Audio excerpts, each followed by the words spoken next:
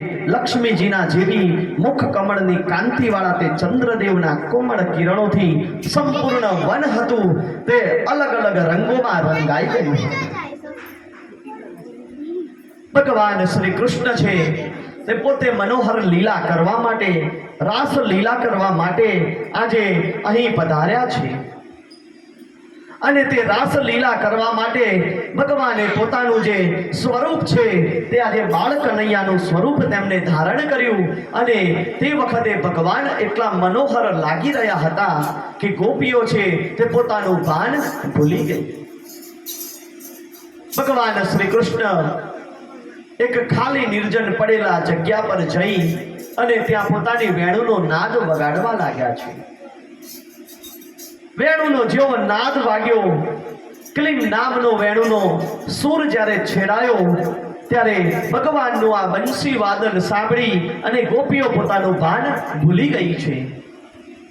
કેટલીક ગોપીઓ હતી તે ગાયોને દોહતી હતી, તે ગાયોને દોહવાની મૂકી અને ત્યાં પહોંચી ગઈ છે. ત્યાર પછી કેટલીક ગોપીઓ હતી તે માખણને વલોવી રહી હતી, તે પણ માખણ વલોવાનું છોડી અને ભગવાન કૃષ્ણની પાસે પહોંચી ગઈ છે. કેટલીક ગોપીઓ હતી તે ભગવાનની સામે સારા દેખાવા માટે અલગ અલગ પ્રકારના સાજ શૃંગાર કરવા લાગી. પરંતુ જે શૃંગાર કરતી હતી તે વખતે તે ગોપીઓ પોતાનું ભાન ભૂલી ગઈ છે. કેટલીક ગોપીઓ છે આંખે લગાવવાનું કાજળ હોઠ પર લગાવવા લાગી, હોઠે લગાવવાની લિપસ્ટિક હતી તે આંખે લગાવવા લાગી. આવી રીતે પોતાના વેશ કાઢી અને ગોપીઓ કૃષ્ણની પાસે આવી ગઈ છે. કૃષ્ણએ જોયું કે એક કરતા વધારે ગોપીઓ અહીં આવી ગઈ છે. ત્યારે ભગવાન શ્રી કૃષ્ણએ પોતાની રાસલીલા શરૂ કરી છે. જેટલી ગોપીઓ હતી એટલા જ કૃષ્ણએ સ્વરૂપ ધારણ કર્યા. એક ગોપીની સાથે એક કૃષ્ણ, એવી રીતે આજે નિધિવનની અંદર રાસ રચાવાની શરૂઆત થઈ છે. ભગવાન શ્રી કૃષ્ણ છે તે ગોપીઓની સાથે રાસ રમવા લાગ્યા છે. અને હે પરીક્ષિત, ભગવાન શ્રી કૃષ્ણના આ રાસની પરમ સીમા એવી હતી કે હવે ગોપીઓને પોતાના ઘર સંસાર કશાયની ખબર રહી નથી. ભગવાન શ્રી કૃષ્ણ હવે ગોપીઓની સાથે રાસલીલા કરી રહ્યા છે. આવો આપણે બધા ભેગા થઈ ભગવાન શ્રી કૃષ્ણનો એક રાસની સાથે ભગવાનની પાસે આપણે રાસ રમતા હોય મનમાં એવો ભાવ કરી આજે રાસલીલામાં આપણે ઓતપ્રોત બનીએ. બોલો શ્રી કૃષ્ણ કનૈયા લાલ કી જય. અમે આવ્યા રમવા રાસ, કાના મને રાસ રમાડો, રમાડો કાના મને રાસ રમાડો. રસ પીના રમાડો રાસ, કાના મને રાસ રમાડો, રમાડો કાના મને. શરદ પૂનમની રાત રૂપાળી, ચંદ્ર ચડ્યો આકાશ, કાના મારા ચંદ્ર ચડ્યો આકાશ. હે સરખી સૈયરું સાથે ઘૂમતી, દઈ દઈ તાળી હાથ, કાના મારા દઈ દઈ તાળી હાથ. અમે આવ્યા રમવા રાસ, કાના મને રાસ રમાડો, રમાડો કાના મને રાસ રમાડો, રમાડો કાના મને રાસ રમાડો. અમે આવ્યા રમવા રાસ, વાલા મને રાસ રમાડો, રમાડો વાલા મને રાસ રમાડો. રૂડીને રંગીલી રે તારી વાસળી રે લોલ રૂડીને રંગીલી રે વાલા તારી વાસળી રે લોલ મીઠી ને મધુરી રે માવા તારી મોરલી રે લોલ મીઠી ને મધુરી રે માવા તારી મોરલી રે લોલ વાસલડી મંદિરે સંભળાય જો પાણીડાની પાસે જીવન જોવા નીસરી રે બોલ રૂડીને રંગીલી રે આલા તારી વાસળી રે લો બેડા મેલ્યા મન સરોવર પાડજો ઢીંઢોળી વળગાડી રે આંબલિયાની ડાળી રે રૂડીને રંગીલી રે આલા તારી વાસળી રે મીઠી ને મધુરી રે વાલા તારી વાસળી રે રૂડીને રંગીલી રે વાલા તારી વાસળી રે મીઠી રે મધુરી રે વાલા તારી વાસળી રે શ્રી વલ્લભ વિઠ્ઠલ ગિરધારી યમુનાજીની બલિહારી શ્રી વલ્લભ વિઠ્ઠલ ગિરધારી યમુનાજીની બલિહારી શ્રી યમુનાજીની બલિહારી વલ્લભ વિઠ્ઠલ ગિરધારી શ્રી યમુનાજીની બલિહારી વલ્લભ વિઠ્ઠલ ગિરધારી શ્રી વલ્લભ વિઠ્ઠલ ગિરધારી યમુનાજીની બલિહારી શ્રી વલ્લભ વિઠ્ઠલ ગિરધારી યમુનાજીની બલિહારી શ્રી વલ્લભ વિઠ્ઠલ ગિરધારી યમુનાજીની બલિહારી શ્રી વલ્લભ વિઠ્ઠલ ગિરધારી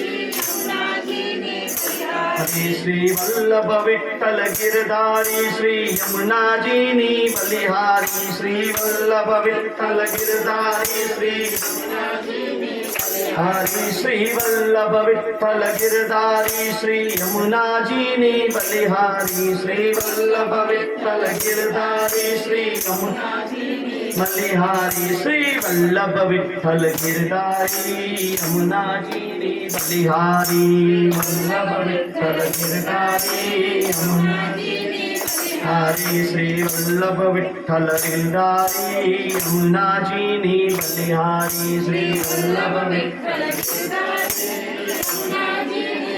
मीठे रस से भरियो रे राधा रानी लागे मने कारो कारो यमुना जी नो पानी लागे मने रस से भरियो रे राधा रानी लागे मने कारो कारो यमुना जी नो पानी लागे यमुना जी तो कारी कारी राधा गोरी गोरी यमुना जी तो कारी कारी राधा गोरी गोरी वृंदावन में धूम मचावे बरसाने की छोरी वृंदावन में धूम मचावे बरसाने की छोरी ब्रज धाम राधा जी की गौरानी लागे राजधानी लागे मने कारो कारो यमुना जी को पानी लागे मने कारो कारो यमुना जी को पानी लागे मीठे रस से भरियो रे राधा रानी लागे मने कारो कारो यमुना जी को पानी लागे ना पावे मन माखन मिश्री अब ना कोई मिठाई ना पावे मन माखन मिश्री कोई मिठाई मारी जीवलिया ने भावे राधा नाम मलाई मारी जीवलिया ने भावे राधा नाम मलाई अरे वृक्ष भान की दुलारी राधा रानी लागे राधा रानी लागे माने खारो खारो यमुना की तो पानी लागे मन रस से भरो रे राधा रानी लागे राधा रानी लागे माने खारो खारो यमुना जी नो पानी लागे मीठे रस से भरो रे राधा रानी लागे राधा रानी लागे મને ખારો ખારો યમુનાજીનો પાણી લાગે મને ખારો ખારો યમુનાજીનો પાણી લાગે કૃષ્ણ કનૈયા લાલ की जय भागवत भगवान की जय गोवर्धन गिरधारी लाल की जय राधा श्याम वल्लभ की जय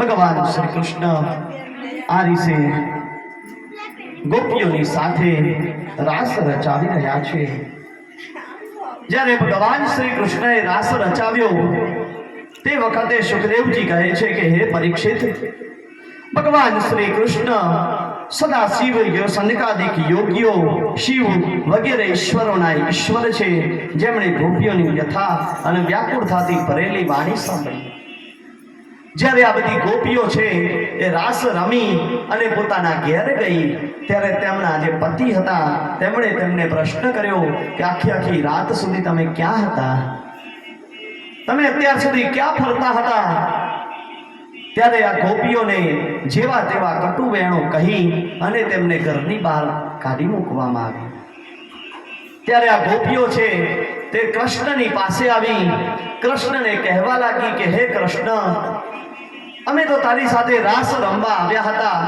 અમને કંઈ ભાન રહ્યું નહીં સવાર પડી ગઈ અને અમારા જે પતિ છે અમારા જે ઘરના લોકો છે તેમણે અમારો ત્યાગ કર્યો છે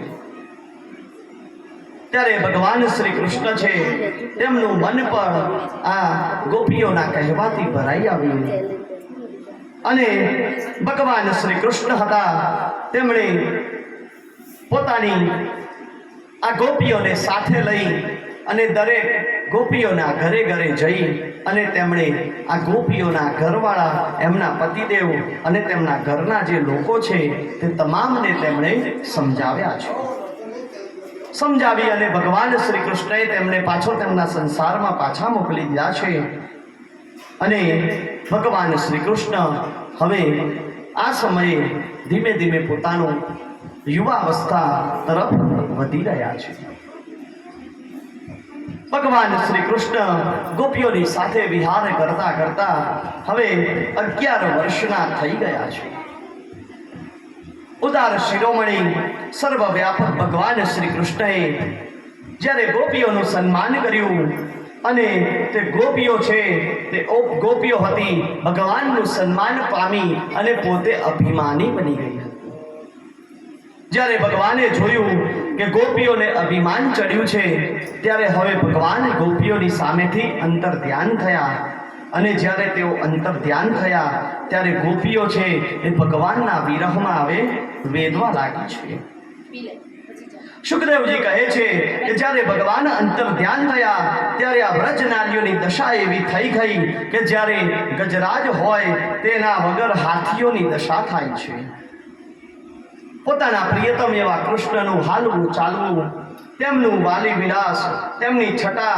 વગેરે જે હતી તે ગોપીઓમાં પ્રિય બની ગઈ હતી ગોપીઓ હતી તે શ્રી કૃષ્ણમાં લીન બની ગઈ હતી ગોપીઓને મનમાં એવું થતું કે આ ભગવાન શ્રી કૃષ્ણ નહીં પરંતુ અમે પોતે જ છીએ ગોપીઓ છે તે હવે પોતાના વિરહની વેદનામાં વૃક્ષોની પાસે જતી પીપળાની જોડે જઈને પૂછતી કે હે પીપળા મારા શ્યામ સુંદરને તે ક્યાંય જોયો છે કે શું વડલાને જઈને પૂછતી કે હે વડલા, મારા ભગવાન શ્રી કૃષ્ણને તે ક્યાંય જોયા છે કે શું? આ પ્રમાણે ગોપીઓ છે ભગવાન શ્રી કૃષ્ણને આ નિધિવનમાં હવે શોધવા માંડી છે. એક ગોપી હતી તે ગાડી થઈ ગઈ અને તે પૂતના બની ગઈ છે. બીજી ગોપી હતી તે આ કૃષ્ણને જાણે સ્તનપાન કરાવે છે તેવો ભાવ પ્રસરાવા લાગી છે. એક ગોપી હતી તે રડવા લાગી છે, તેને પોતાનું કોઈ ભાન રહેતું નથી. ભગવાન શ્રી કૃષ્ણને વિરહમાં ગોપીઓ હવે પોતાનું બધું જ ભાન ભૂલી ગઈ છે. ગોપીઓ વનમાં જઈ અને ભગવાન શ્રી કૃષ્ણને શોધતી અને કહેતી કે હે સખા, હે પ્રિય કૃષ્ણ, હવે અમારાથી ચલાતું પણ નથી. તને શોધી શોધી અમે થાકી ગઈ છીએ. હવે તું જ્યાં હોય ત્યાંથી પાછો આવી જા. અને જ્યારે ગોપીઓ આ વિરહની વેદના વ્યક્ત કરતી હતી ત્યારે ગોપીઓએ ભગવાન શ્રી કૃષ્ણનો પ્રિય એવો ગોપી ગીત રજૂ કર્યું હતું. ગોપીઓ છે હવે કૃષ્ણના વિરહમાં ગોપી ગીત ગાઈ રહી છે. ગોપીઓ કહે છે જયતિ તે દિકા જન્મના વ્રજ શ્રયતિ ઇન્દિરા શશ્વદત્રહી દયતિ દૃશ્યતા દીક્ષુતાવકા સ્વૈ ધૃતાસવ સ્વામ વિચિન્ત્વતે શરદુદાશયે સાધુ જાત સત શિરસી જોદર શ્રી મૃષા દશા સુરતનાથ તે શુલ્કદાસિકા વરદ નિતો નેહ કિં વધ તવ કથામૃતમ તપ્ત જીવનમ કવિવિરીડિતમ કલ્મષાપહમ શ્રવણ મંગલમ શ્રીમદાતતમ ભુવિ ગૃણંતિ તે ભૂરિદા જના. આ પ્રમાણે ગોપી ગીત ગાતી ગાતી ગોપીઓ હતી તે કૃષ્ણને કહે છે કે હે કૃષ્ણ, તમારી જે આ મધુર વાણી છે તે સાંભળવા અમે ઈચ્છા રાખીએ છીએ. તમારી જે વેણું છે તેના ગીત અમે સાંભળવા ઈચ્છા રાખીએ છીએ. તવ કથામૃતમ, હે પ્રભુ, અમે તમારું કથાનું પાન કરવા માંગીએ છીએ. અમારું જે આ જીવન છે એ તપ્ત જીવનમ, અમૃત જેવું બનાવવા માંગીએ છીએ. કવિ ભીરીડિતમ, હે પ્રભુ, તમે અમને આ રીતે છોડીને ના જશો. શ્રવણ મંગલમ, તમારા મંગલમય તમારા જે આ શ્રી ચરણો છે હે પ્રભુ, તેનાથી તમે અમારાથી દૂર ન જશો. હે પ્રભુ, અમે તમારા યુગલ ચરણમાં કોટી કોટી વંદન કરીએ છીએ. અમારો જે ભૂલ હોય, અમારાથી કઈ ભૂલ થઈ હોય તો પ્રભુ મેં ક્ષમા કરો. હે પ્રભુ, તમે પાછા આવી જાઓ. હે શ્યામ સુંદર, હે પ્રાણનાથ, અમારું જીવન આપના માટે જ છે. માટે માત્ર તમારા માટે અમે જીવીએ છીએ. માટે તમે અમારી સમક્ષ પ્રગટ થાઓ. સુખદેવજી કહે છે કે જ્યારે ગોપીઓએ આ પ્રમાણે પોતાનું વિરહ ગીત એવું ગોપી ગીત રજૂ કર્યું ત્યારે ભગવાન શ્રી કૃષ્ણ પાછા તેમની વચ્ચે પ્રગટ થયા છે. તેમનું મુખ કમળ જે હતું તે મંદ મંદ સ્મિતથી પ્રફુલ્લિત જણાતું હતું. જ્યારે ભગવાન શ્રી કૃષ્ણ પાછા પ્રગટ થયા ત્યારે આ જે ગોપીઓ હતી તે ગોપીઓ બહુ જ આનંદથી ભગવાન શ્રી કૃષ્ણના હાથને પોતાના હાથમાં લઈ લીધો છે. ભગવાને પોતાનો ચંદન ચર્ચિત જે હાથ છે તે ગોપીઓના ખભા પર મૂક્યો છે. ત્રીજી ગોપી હતી તે ભગવાનનું ચાવેલું અડધું પાન મોઢામાંથી લઈ ચાવવા લાગી છે. ચોથી ગોપી હતી જેના હૃદયમાં ભગવાનના વિરહની બળતરા થતી હતી, તેણે ભગવાનના ચરણ કમળ પકડી લીધા છે. પાંચમી ગોપી હતી તે ભગવાનને વિહવળ થઈ ભ્રુકુટી ચડાવી દાંતોથી પોતાનો હોઠ દબાવી અને કટાક્ષ બાણોથી ભગવાનને હવે બીંધવા માંડી છે. છઠ્ઠી ગોપી હતી તે ભગવાનની પાપણોથી જે પાપણો પરથી જે જળ પડતું હતું તે મંદ રસનું પાન કરવા લાગી. સાતમી ગોપી હતી તે નેત્રોના માર્ગથી ભગવાનને પોતાના હૃદયમાં લઈ જઈ રહી હતી. તે યમુના તટ છે. તે યમુનાજીએ પોતાના તરંગો રૂપી કર કમળથી અક્તડ કોમળ વાલુકા એટલે કે રેતી પાથરી જાણે મહારાસ માટે આ રંગમંચ તૈયાર કર્યો હોય તેવો તેમણે કરી દીધો હતો. ત્યાર પછી ભગવાને ફરીથી તે ગોપીઓની સાથે મહારાસ રચાવ્યો છે. ગોપીઓની સાથે ભગવાન શ્રી કૃષ્ણ મહારાસ રમી રહ્યા છે. તે વખતે જ્યારે રાસ જામ્યો તે વખતે સ્વર્ગની અંદર દુંદુભીઓ વાગવા લાગી છે. સ્વર્ગમાંથી પુષ્પની વૃષ્ટિઓ થવા લાગી છે. રાસ મંડળમાં બધી જ ગોપીઓ પોતાના પ્રિયતમ એવા શ્યામ સુંદર સાથે નૃત્ય કરવા લાગી છે. પછી જેમ થાકેલો ગજરાજ નદીઓના કિનારા તોડતો હાથીઓની સાથે જળમાં પ્રવેશ કરે તેમ ભગવાને બધી જ ગોપીઓને લઈ અને યમુના નદીના જળમાં હવે પ્રવેશ કર્યો છે. જ્યારે જળમાં તેમણે પ્રવેશ કર્યો ત્યારે ભગવાન તે ગોપીઓની સાથે હવે જળ ક્રીડા કરવા માંડ્યા છે. ભગવાન પરીક્ષિત શુકદેવજીને પ્રશ્ન કરે છે કે હે શુકદેવજી, ભગવાન શ્રી કૃષ્ણ અને બલરામજીએ પૂર્ણ રૂપે અવતાર ધારણ કર્યો હતો. તેમના અવતારનો ઉદ્દેશ્ય ધર્મની સ્થાપના અને અધર્મનો નાશ હતો. હે બ્રહ્મન, તેઓ ધર્મની મર્યાદાના સ્થાપક, ઉપદેશક અને રક્ષક હતા. તો પછી તેમણે પોતાના ધર્મથી વિપરીત એવી આ ગોપી રૂપ સ્ત્રીઓનો સ્પર્શ કેમ કર્યો? હું માનું છું કે ભગવાન શ્રી કૃષ્ણ પૂર્ણ કામ હતા. તેમને કોઈ વસ્તુની કામના ન હતી. તો પછી તેમણે ગોપીઓની સાથે આ નિંદનીય કાર્ય શા માટે કર્યું? હે પ્રભુ, મારો તમે આ સંશય દૂર કરો.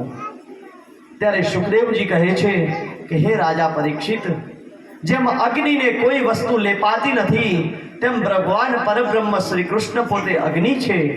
તે કોઈનાથી લેપાતા નથી. તેઓ મૂર્ખતા વશ આવું કોઈ કામ ન કરે. પરંતુ હે આ ભગવાન જે છે તે ગોપીઓના પોતાના પતિદેવમાં સંપૂર્ણ શરીરધારીઓના અંતઃકરણમાં જે આત્મા રૂપ વિરાજમાન છે તેમને જ પ્રગટ કરી અને તે ગોપીઓની પર કૃપા કરવા માટે તેઓ આ ક્રિયા કરતા હતા. જ્યારે બ્રહ્માની રાત્રિની જેવડી તે રાત્રિ વીતી ગઈ, 2 ઘડીકા બાકી હતી, ત્યારે ભગવાન શ્રી કૃષ્ણની આજ્ઞાથી તે ગોપીઓ જ્યારે તેમના ઘેર ગઈ ત્યારે તે ધીર પુરુષ વ્રજ યુવતીઓની સાથે ભગવાન શ્રી કૃષ્ણના ચિન્મય રાસવિલાસનું શ્રદ્ધા સાથે શ્રવણ કરતા કરતા પોતાનું જે જીવન છે તેને વિતાવતી હતી. હે પરીક્ષિત રાજા, ભગવાન શ્રી કૃષ્ણ છે તે જ્યારે રામ જન્મમાં જ્યારે વનની અંદર ગયા ત્યારે જે વનમાં જેટલા પણ ઋષિઓ હતા તે ઋષિઓએ ભગવાન શ્રી રામને પ્રાર્થના કરી હતી કે હે પ્રભુ, અમારે તમારી લીલાઓ જોવી છે, માટે તમે અમને તમારી સાથે લઈ જાઓ. ત્યારે ભગવાન શ્રી રામે તે વખતે તે ઋષિઓને કહ્યું હતું કે હે ઋષિઓ, આ જન્મમાં હું મર્યાદા પુરુષોત્તમ સ્વરૂપ ધારણ કરેલું છે, માટે હું તમને મારી સાથે લઈ જઈ નહીં શકું. પરંતુ હું તમને વચન આપું છું કે જ્યારે દ્વાપર યુગ આવશે ત્યારે હું કૃષ્ણ તરીકે અવતાર લઈશ અને હે વખતે હે ઋષિઓ, તમે ગોપીઓ સ્વરૂપે ત્યાં આવજો, ત્યારે હું તમારી તમામ મનોકામનાને પૂર્ણ કરીશ. હે રાજા પરીક્ષિત, આજે રામ દ્વારા વરદાન આપવામાં આવ્યું હતું તેની પૂર્તિ કરવા માટે ભગવાન શ્રી કૃષ્ણએ આ ગોપીઓની સાથે રાસ રચાવ્યો હતો. સુખદેવજી કહે છે કે હે પરીક્ષિત, એક વખતે નંદ બાવા ગોપજનોની સાથે શિવરાત્રિના દિવસે આનંદ ઉત્સુક થઈ અને બળદગાડાને સાથે તેઓ આનંદ અંબિકા વડમાં ગયા હતા. ત્યાં તે લોકોએ સરસ્વતી નદીના તીરે જઈ અને ત્યાં સ્નાન કર્યું. સર્વાંતર્યામી ભગવાન શંકરનું અને અંબિકા દેવીનું તેઓ પૂજન કરતા હતા. તે વખતે નંદ અને સુનંદ વગેરે ગોપીઓએ ઉપવાસ કર્યો હતો અને તેઓ જલપાન કરી અને સરસ્વતી નદીના કિનારે સૂઈ ગયા હતા. તે અંબિકા વનમાં એક મોટો ભયંકર અજગર રહેતો હતો.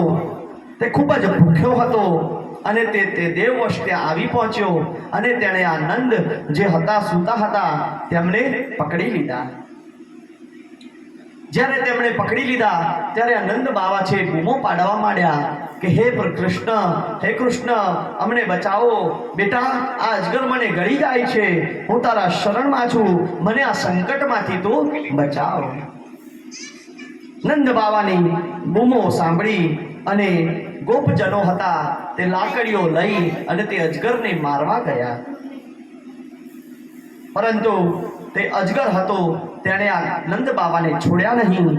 અને ત્યારે ભગવાન શ્રી કૃષ્ણ ત્યાં પહોંચી અને પોતાના ચરણથી જ્યારે તેણે અજગરનો સ્પર્શ કર્યો ત્યારે ભગવાનના ચરણનો સ્પર્શ થતાં જ તે અજગરના બધા જ પાપ છે એ બળી ગયા અને તેણે પોતાના શરીરનો ત્યાગ કરી અને સર્વાંગ સુંદર એવા વિદ્યાધરના શરીરને પ્રાપ્ત કર્યું.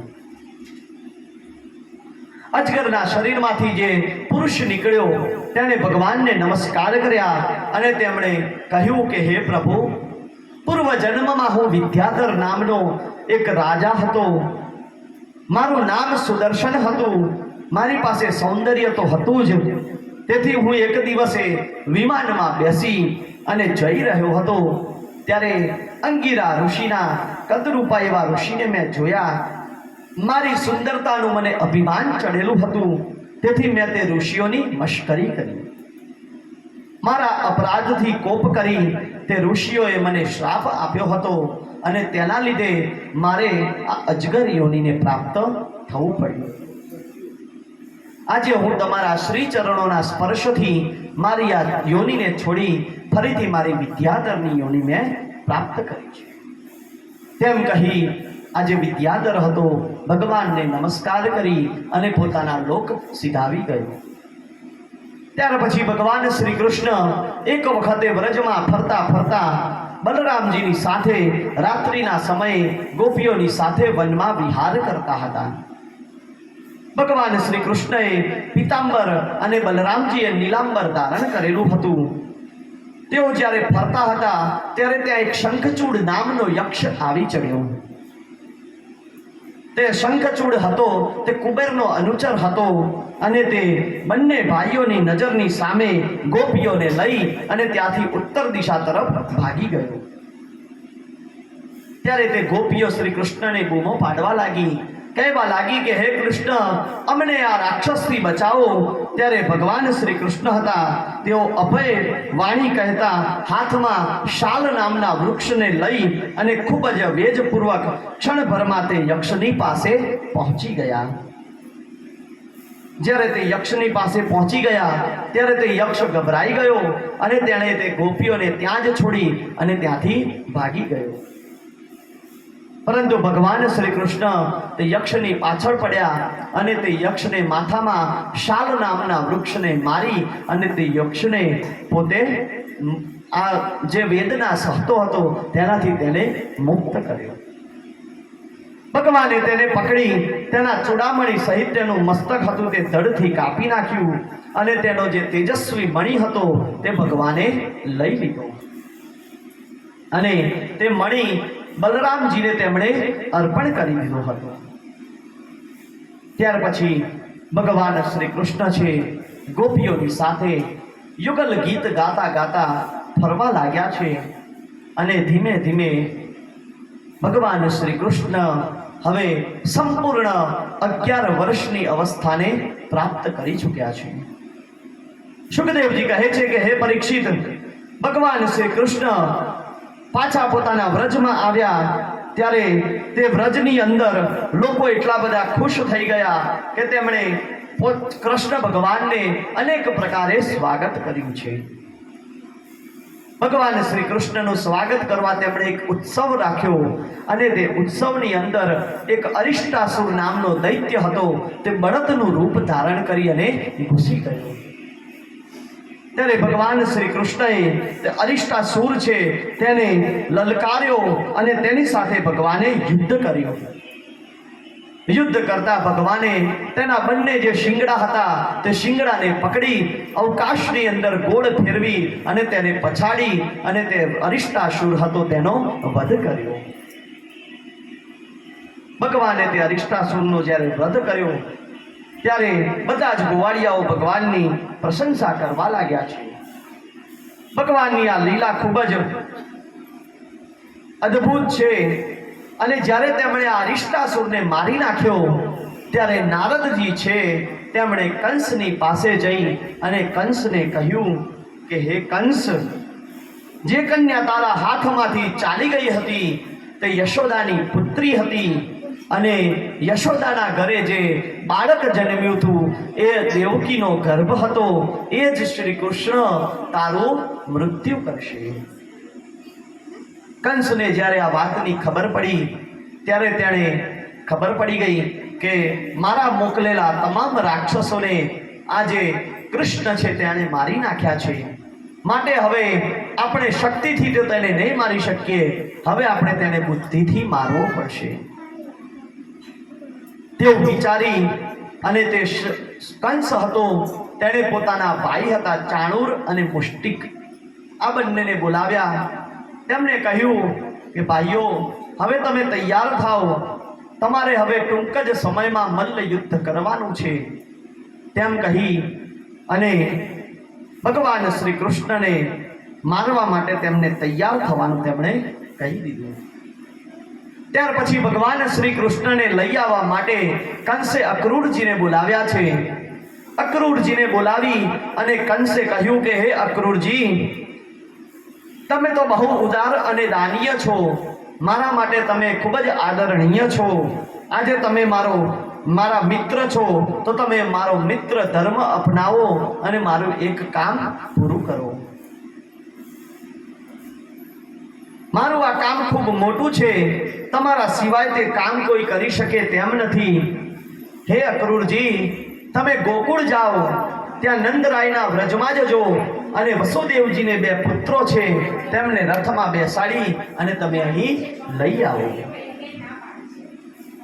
અક્રૂરજી કહે છે કે હે મહારાજ, તમે તમારું મૃત્યુ અને દુઃખ ટાળવાનું વિચારો છો તે તમારો વિચાર ઠીક છે, પરંતુ તમે દૈવ રોગે પોતાનું પ્રારબ્ધ પહેલેથી જ નષ્ટ કરી દીધું છે. તેમ કહી અક્રૂરજી છે કંસને નમસ્કાર કરી અને કંસની આજ્ઞા લઈ અને પોતાની મહેલમાં ચાલ્યા ગયા છે. પરીક્ષિત કંસ જે છે તેણે કેશી નામના એક દૈત્યને મોકલ્યો હતો. તે બહુ જ બળવાન ઘોડાનું રૂપ લઈ અને ભગવાન શ્રી કૃષ્ણને મારવા આવ્યો હતો. તે વખતે ભગવાન શ્રી કૃષ્ણએ તે કેશી જે હતો તે કેશી નામના જે ઘોડો હતો તે ઘોડાને પૂંછડીથી પકડી અને વાદળોની સાથે યુદ્ધ ભગવાને કર્યું હતું. જેમ સિંહ ગર્જના કરે તેવી રીતે ગર્જના કરતા કરતા ભગવાને તે કેશી જે હતો તે કેશી નામના ઘોડાને પકડી અને પછાડી દીધો હતો. ત્યાર પછી તે કેશીને પણ ભગવાને ઉદ્ધાર કરી દીધો અને પછી દેવર્ષિ નારદજી ભગવાનના પરમ પ્રેમી અને સમસ્ત જીવોના સાતા હિતૈષી છે, તેમણે ભગવાન શ્રી કૃષ્ણ એમનો વિગ્રહ અને વાણી વિષયને જોવાની ઈચ્છાથી ભગવાન શ્રી કૃષ્ણની પાસે આવ્યા છે. તેમણે ભગવાન શ્રી કૃષ્ણને કહ્યું કે હે પ્રભુ, ટૂંક જ સમયમાં ક્રૂરજી તમને લેવા આવશે. કંસે તેની રાજધાનીમાં ચાણૂર, મુષ્ટિક વગેરે મલ્લોને તૈયાર રાખ્યા છે. કુવલિયાપીડ નામના હાથીને તમને મારવા તૈયાર કરવામાં આવી રહ્યો છે.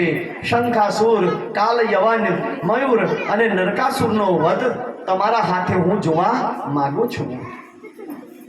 તેમ કહી અને નારદજી ત્યાંથી અંતર ધ્યાન થયા છે અને પછી અક્રૂરજી જે છે તે મથુરામાં તે રાત્રિ વિતાવી બીજા દિવસે સવારે પોતાનો રથ લઈ અને નંદ બાવાના ઘરે પધાર્યા છે. નંદ બાવાના ઘરે પહોંચ્યા ત્યારે નંદ બાવા જે છે તેમને નમસ્કાર કરી અને તેમને બિરાજમાન કર્યા છે. નંદ બાવાએ કહ્યું કે હે અક્રૂરજી, તમે શા માટે અહીં પધાર્યા છો? તમારા અહીં આવવાનું પ્રયોજન શું છે તે અમને સૌને તમે જણાવો. ત્યારે અક્રૂરજી છે તેમણે જોયું તો ભગવાન શ્રી કૃષ્ણ પીળા પીતંબર જેમણે ધારણ કરેલા છે એવા શ્યામ સુંદર ભગવાન શ્રી કૃષ્ણને તેમને જોયા. તેમને ખબર પડી ગઈ કે આજ ભગવાન શ્રી કૃષ્ણ છે અને આજ બલરામ છે, અને તેથી તેમને ભગવાનના દર્શનથી એટલો તો આનંદ થયો કે તેમના નેત્ર હતા તે હર્ષથી છલકાઈ આવ્યા. શરણાગત ભગવાન શ્રી કૃષ્ણ તેમનો ભાવ જાણી ગયા અને તરત જ ખૂબ જ પ્રસન્નતા ચક્રના ચિહ્નવાળા હાથથી તેમને પોતાના હૃદય સરસા ચાંપી દીધા છે. અક્રૂરજી આજે ભગવાન શ્રી કૃષ્ણને આલિંગન કરી અને જાણે પોતાનો જન્મ સુધરી ગયો હોય તેવું મનમાં રાખી અને ભગવાનની સામે પોતાના અશ્રુ વહાવી રહ્યા છે. અક્રૂરજી છે તેમણે નંદ બાવાને કહ્યું કે હે નંદ બાવા, હું ભગવાન શ્રી કૃષ્ણ અને બલરામજીને લેવા માટે આવ્યો છું. મારે તેમને લઈ જવાના છે, કારણ કે મને કંસે તેમના દૂત બનાવીને મોકલ્યો છે. નારદજીએ જે કંસને વાત કરી હતી તે સંપૂર્ણ વાત આજે નંદ બાવાને અક્રૂરજીએ કરી. ત્યારે નંદ બાવા શ્રી કૃષ્ણ ભગવાનને મોકલવા તૈયાર થઈ ગયા છે. નંદ બાબાએ બધા જ ગોપોને આજ્ઞા કરી કે બધું જ ગોરસ એકત્ર કરી લો, મીઠ સામગ્રી લઈ લો, ગાડાઓ તૈયાર કરી લો. પ્રાતઃકાળે આપણે મથુરા જવાનું છે અને ત્યાં જઈ કંસ રાજાને આપણે ગોરસ આપીશું. ત્યાં મોટો ઉત્સવ થઈ રહ્યો છે, ત્યાં ભગવાન શ્રી કૃષ્ણ અને બલરામજીને બોલાવવામાં આવ્યા છે, આપણે પણ તે ઉત્સાહમાં જઈશું. તેમ કહી ભગવાન શ્રી કૃષ્ણ અને બધાને લઈ અક્રૂરજીની સાથે વાયુ વેગે ચાલતા તે રથમાં બેસી અને ભગવાન અક્રૂરજી ત્યાંથી કૃષ્ણ ભગવાન બલરામ અને ગોપોને લઈ અને ચાલતા થયા છે. પાપનાશીની યમુના નદીના કિનારે જ્યારે તેઓ પહોંચ્યા ત્યારે આ લોકોએ હાથ મોઢું ધોઈ ઇન્દ્ર નીલમણિ જેવું નિર્મળ જળ પીધું અને વૃક્ષની ગટા પાસે બેઠેલા રથમાં જઈ અને બેઠા છે. ત્યાર પછી ભગવાન શ્રી કૃષ્ણ અને બલરામના બંનેના ભાઈઓ બેઠેલા છે. ત્યારે અક્રૂરજી સ્નાન કરતા કરતા વિચારે છે કે આ બંને જે પુત્રો છે તેમને હું રથમાં મૂકીને તો આવ્યો છું, તો તેઓ જળમાં મારી પાસે ક્યાંથી આવી ગયા? જ્યારે અક્રૂરજી યમુના નદીમાં સ્નાન કરતા હતા તે વખતે તેમણે બલરામ અને કૃષ્ણને સ્નાન કરતા જોયા. પાછા તેઓ રથમાં ગયા. રથમાં જઈને જોયું તો તેમણે પાછા કૃષ્ણ અને બલરામને જોયા. તેથી તેમને થયું કે મને લાગે છે કે આ મારો કોઈ ભ્રમ હશે. પરંતુ પાછા જેવા તેઓ નદીમાં ઉતર્યા તેવું તરત તેમણે જોયું તો સામે સ્વયં શેષ નારાયણ બલરામજી દેખાયા અને આદિ નારાયણ એવા ભગવાન શ્રી હરિ ભગવાન કૃષ્ણના અવતારે તેમને દર્શન આપ્યા. જ્યારે અક્રૂરજીને ભગવાનના દર્શન થયા ત્યારે અક્રૂરજીએ તેમની સ્તુતિ કરી છે. તેમની સ્તુતિ કરતા કરતા અક્રૂરજી કહે છે કે હે પ્રભુ, આપ તો વાસુદેવ છો, સગળાય જીવોના આકર્ષણ છો, આપ બુદ્ધિ અને મનના અધિષ્ઠાતા છો. હું આપને નમસ્કાર કરું છું. હે પ્રભુ, મુજ શરણાગતની તમે રક્ષા કરો.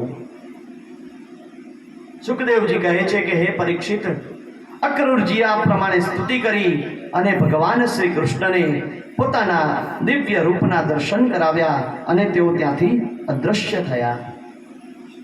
ત્યાર પછી આ ગાંધીનીના પુત્ર એવા અક્રૂરજીએ હથને રાખ્યો, હાંકવા લાગ્યા છે અને શ્રી કૃષ્ણ અને બલરામ બંને સાયંકાળે મથુરા નગરીમાં પહોંચી ગયા છે. ત્યારે મથુરા નગરીમાં જ્યારે તેઓ પહોંચ્યા ત્યારે શ્રી કૃષ્ણ અને બલરામે કહ્યું કે કાકાશ્રી, તમે આ રથ છે તેને લઈ આગળ જાઓ, અમે ચાલતા ચાલતા મથુરા નગરી જોતા જોતા અમારા ગૃહમાં આવીશું. તેમ કહી અક્રૂરજીએ કહ્યું કે હે પ્રભુ, હું તમને બંનેને લીધા વગર જઈ શકું તેમ નથી. સ્વામી, હું તમારો ભક્ત છું, તમારે ભક્ત વત્સલ છું. હે પ્રભુ, તમે મારા ઘરે પધારો. ત્યારે ભગવાન કહે છે કે કાકાશ્રી, હું તમારા ઘરે મારા ભાઈની સાથે એક દિવસ જરૂર પધારીશ. પહેલા મારે આ યાદવોના દ્રોહી એવા કંસને મારવાનો છે. એ કંસને મારી અને પછી જ હું તમારા ઘરે પધારીશ. સુખદેવજી કહે છે કે પરીક્ષિત ભગવાનના આ પ્રમાણે કહેવાથી અક્રૂરજી થોડા ઉદાસ થયા. તેમણે મથુરામાં જઈ અને કંસને કહ્યું કે શ્રી કૃષ્ણ અને બલરામને હું લઈ અને આવી ગયો છું અને તેઓ આ નગરની અંદર ભ્રમણ કરી રહ્યા છે. ભગવાન જે છે નગરની અંદર ભ્રમણ કરી રહ્યા હતા. તે જ વખતે ભગવાને જોયું કે એક ધોબી છે જે કપડાં રંગવાનું કામ કરી રહ્યો છે. તે તેમની તરફ આવ્યો અને શ્રી કૃષ્ણ ભગવાને તેની પાસે ધોયેલા ઉત્તમ વસ્ત્રો માંગ્યા. ભગવાને કહ્યું કે તમે મને એવા વસ્ત્ર આપો જે અમને અમારા શરીરને યોગ્ય હોય. જો તમને એવા અમને વસ્ત્રો આપશો તો અમે તમારું કલ્યાણ કરીશું. પરંતુ આ જે ધોબી હતો એ કંસનો સેવક હતો. તેથી તેણે ભગવાન શ્રી કૃષ્ણને કહ્યું કે તમને વસ્તુ આપવી તો દૂર, પણ હું તો તમને અહીં ઊભા પણ ના રહેવા દઉં. તમે લોકો તો પર્વત અને જંગલમાં રહો છો, તમે આવા રાજા જેવા વસ્ત્રો શું પહેરી શકો? તમે તો ઉદ્ધત બની ગયા છો અને રાજ્યની વસ્તુઓ પર તમારો હક પ્રસ્થાપિત કરો છો. અરે મૂર્ખાઓ, અહીંથી ભાગી જાઓ. તેમ કહી અને ભગવાન શ્રી કૃષ્ણને જેમ તેમ બોલવા લાગ્યો. ત્યારે ભગવાન શ્રી કૃષ્ણએ સહેજ ક્રોધિત થઈ તેને એક જ તમાચો માર્યો અને તેનો તમાચો ખાતા જ તેનું માથું છે તે તરત જ ધડથી નીચે પડી ગયું. ભગવાન શ્રી કૃષ્ણ અને બલરામજીએ મનગમતા વસ્ત્રો પહેરી લીધા અને તે વસ્ત્રોમાંથી ઘણા બધા વસ્ત્રો પોતાના ગોપ બાળકોને પણ આપ્યા છે. થોડા આગળ વધ્યા ત્યારે તેમને એક દરજી મળ્યો અને તે રંગબેરંગી વસ્ત્રો એમના શરીર પર બંધ બેસતા તે દરજીએ તેમને પોશાક બનાવી આપ્યા. ત્યારે ભગવાન તે દરજી ઉપર ખૂબ જ પ્રસન્ન થયા અને તેને આ લોકમાં ભરપૂર ધન અને સંપત્તિ પ્રાપ્ત કરાવી. ત્યાર પછી ભગવાન શ્રી કૃષ્ણ સુદામા નામના માળીના ઘેર ગયા છે. ત્યારે તે બંને ભાઈઓને જોતા જ તે સુદામા ઉઠી અને ઊભો થઈ ગયો. સુદામા માળીએ આ પ્રમાણે ભગવાનને જોઈ અને તેમની સ્તુતિ કરી, ભગવાનને પ્રાર્થના કરી અને કહેવા લાગ્યો કે હે પ્રભુ, મારા દ્વારા તૈયાર કરેલી આ માળા તમે સ્વયં સ્વીકાર કરો. ત્યારે ભગવાને તે સુદામા માળી પાસેથી તે માળાનો સ્વીકાર કર્યો અને તે સુદામા માળીને પોતાનું માંગેલું વરદાન આપ્યું અને તેની સાથે વંશ પરંપરાથી ચાલતી એવી લક્ષ્મી પણ તેમને અર્પણ કરી. ત્યાર પછી ભગવાન જ્યારે પોતાના રાજમાર્ગ પર આગળ વધતા હતા તે વખતે તેમણે એક સ્ત્રી જોઈ. તે સ્ત્રીનું મુખ સુંદર હતું, પરંતુ દેખાવમાં તે કુબડી હતી. તેથી તેનું નામ લોકોએ કુબ્જા પાડી દીધું હતું. હાથમાં ચંદનનું પાત્ર લઈ અને તે ભગવાનની સામે આવતી હતી. ત્યારે ભગવાન શ્રી કૃષ્ણને, એ તો પ્રેમ રસનું દાન કરનારા છે, ભગવાન તે કુબ્જાની પાસે ગયા. કુબ્જાએ ભગવાનને જ્યારે ચંદનનું તિલક કરવાનું વિચાર્યું, પરંતુ તે કુબડી હતી અને તે અંગોએથી વળી ગયેલી હતી, તેથી તે ભગવાનને તિલક ન કરી શકી. ત્યારે ભગવાને કુબ્જાના બંને પગ પર પોતાનો પગ મૂક્યો અને તેમના હાથ વડે તેની દાઢી પકડી અને સહેજ સીધી કરી. ત્યાં તો તે સુંદર સ્ત્રી બની ગઈ. ખેંચતાની સાથે તેના બધા જ અંગો સપ્રમાણ થઈ ગયા અને તે ઉદારતાથી સંપન્ન અને રૂપવાન અને ગુણવાન બની ગઈ. ભગવાનના ઉપવસ્ત્રનો છેડો પકડી અને તે કુબજા હતી તે ભગવાનને કહેવા લાગી કે હે વીર શિરોમણી, તમે હવે મારે ઘેર પધારો. ત્યારે ભગવાન શ્રી કૃષ્ણ કહેવા લાગ્યા કે જ્યારે હું મારું કાર્ય પૂરું કરીશ ત્યારે હું તારા ઘરે જરૂરથી પધારીશ. ત્યારબાદ ભગવાન નગરવાસીઓને ધનુર્યાગનું સ્થળ પૂછતા પૂછતા જ્યારે તેઓ ઇન્દ્રધનુષ્ય જેવા ધનુષ્યને તેમને જોયું ત્યારે ભગવાને રક્ષકોના કહેવા છતાં પણ તે ધનુષ્યને ઉઠાવી લીધું, તેના પર પ્રત્યંચા ચડાવી દીધી અને તેને ખેંચી અને મધ્ય ભાગથી તેના બે ટુકડા કરી નાખ્યા. જ્યારે તે ભીષણ અવાજ સાથે ધનુષ્ય તૂટ્યું ત્યારે દિશાઓ અને પૃથ્વી પણ ગુંજી ઉઠી અને આ ગુંજારો સાથે કંસ હતો તે પણ હવે ભયભીત થવા લાગ્યો. તે દુર્બુદ્ધિની ઊંઘ ઉડી ગઈ અને ધીમે ધીમે હવે તે ડરવા લાગ્યો છે. તેને હવે અપશુકનો દેખાવા લાગ્યા છે. મોતને સૂચવનારા અમંગળકારી મંગળકારો તેને દેખાવા લાગ્યા છે. જ્યારે મનુષ્યનું મૃત્યુ નજીક આવે ત્યારે મનુષ્યને કયા કયા પ્રકારના અમંગળ સૂચનો થાય છે તે અહીં ભાગવતજીમાં વર્ણવવામાં આવ્યા છે. જ્યારે મનુષ્યનું મૃત્યુ નજીક આવે ત્યારે તેની આંખોની ઊંઘ છે એ ઉડી જાય છે. જાગ્રત અવસ્થામાં તેને જળ દેખાય છે. દર્પણમાં જ્યારે તેનું શરીર જોવે ત્યારે તેને તેનું પ્રતિબિંબ દેખાતું નથી. તેની આંખ પર તે આંગળી મૂકે તો તે આંગળી મૂકવા સાથે જ તેને દીવા જેવી આંખો દેખાવા લાગે છે. જ્યારે દીવો સામે મૂકવામાં આવે તો એકની જગ્યાએ બે બે દીવા દેખાય. કાનો બંને બંધ કરી દઈએ ત્યારે આપણે જ્યારે કાન બંધ કરીએ ત્યારે ભમરના ગુંજાવાનો અવાજ સંભળાય, તે અવાજ સંભળાવાનો બંધ થઈ જાય છે. આ બધા જ્યારે અપશુકનો દેખાવા લાગ્યા ત્યારે આ કંસ હતો તે ભયભીત થઈ ગયો. જ્યારે રાત્રિ પસાર થઈ સવાર ઉગ્યું ત્યારે તે કંસના જે મલ્લો હતા તેઓ ભગવાન શ્રી કૃષ્ણની સામે મલ્લ યુદ્ધ કરવા તૈયાર થયા. ભગવાન શ્રી કૃષ્ણ જ્યારે આવતા હતા ત્યારે કુવલિયા પીડ નામનો એક હાથી હતો. તે હાથીને મદન મત્ત એટલે કે મદિરા પીવડાવી અને ગાંડો બનાવી દેવામાં આવ્યો હતો. તે હાથીને ભગવાન શ્રી કૃષ્ણની સામે છોડી મૂકવામાં આવ્યો. જ્યારે તે ભગવાન શ્રી કૃષ્ણની તરફ દોડ્યો ત્યારે તે કુવલિયા પીડ હાથીને સૂંઢથી પકડી અને ભગવાન અવકાશમાં ફેરવવા માંડ્યા છે. જ્યારે તે કુવલિયા પીડને છોડ્યો ત્યારે તે વધારે ક્રોધિત થઈ અને ભગવાન મધુસૂદનની સામે વધારે ભાવથી વધારે વેગથી ધસીને આવવા લાગ્યો. ત્યારે ભગવાને તેની સૂંઢ પકડી અને તેને જમીન પર પટકી દીધો છે. અને તે જે હાથી હતો તે હાથીના બંને જે દાંત હતા તે પોતાના હાથથી ભગવાને આજે ખેંચી લીધા અને તે હાથી છે તેને સ્વધામ પહોંચાડી દીધો છે. ત્યાર પછી બલરામ અને કૃષ્ણ તે હાથીના બંને જે હાથી દાંત હતા તેને શસ્ત્ર તરીકે ખભા પર મૂકી અને રાજ્યસભામાં પધાર્યા છે. જ્યારે તેઓ રાજ્યસભામાં પહોંચાડ્યા ત્યારે કંસ હતો તેણે પોતાના બંને ભાઈઓ ચાણૂર અને મુષ્ટિકને કહ્યું કે હે ચાણૂર, હે મુષ્ટિક, તમે આ બાળક છે તેનો વધ કરી નાખો.